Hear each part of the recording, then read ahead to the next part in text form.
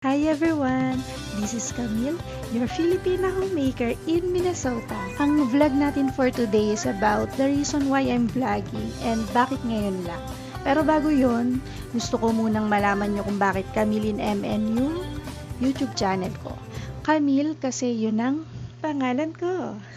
Tapos in MN kasi nasa Minnesota, USA ako. Okay, balik tayo sa topic. Why am I vlogging and bakit ngayon lang? Nag-try kasi ako before mag-video. Feeling ko kulang pa and hindi pa ganun kabuo yung lakas ng loob ko to share something to everyone and do voiceovers. Though marunong naman ako ng basic editing, kaya lang iba pa rin kasi kapag may lakas ka ng loob na humarap sa camera. At saka dapat, gusto mo talaga yung ginagawa mo. Kasi pag hindi mo gusto yung ginagawa mo, tatamarin ka lang eh. Ang mga videos ko before, karamihan may mga background music lang.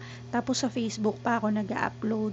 Most of the time, ang mga ina-upload ko ay habang may ginagawa ako, like nagluluto, naglalaba, naglilinis. Hanggang sa makareceive ako ng mga message na, ba't hindi ko itry mag-vlog? Ganon. So medyo nadagdagan yung self-confidence ko noon.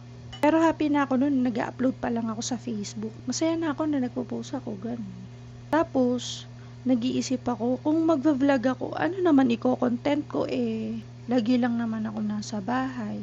Hanggang sa napunta ako dun sa tanong na, ano bang ginagawa ko? Tapos yun, di ko alam na dun sa tanong na yun, nandun na rin pala yung sagot. Ang ginagawa ko, nasa bahay lang ako.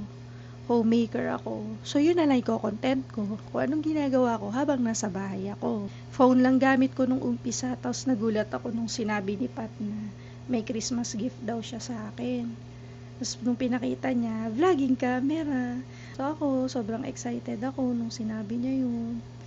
Kasi yung gamit ko ngayon is very handy. Yan yung nakikita nyo ngayon. Very handy siya. Sobrang liit lang. At saka mas maganda na yung quality. Kaya thankful talaga ako sa asawa ko eh. Kasi pagka yung may nakakahiligan ako, hanggat kaya niyang isupport, sinusuportahan niya.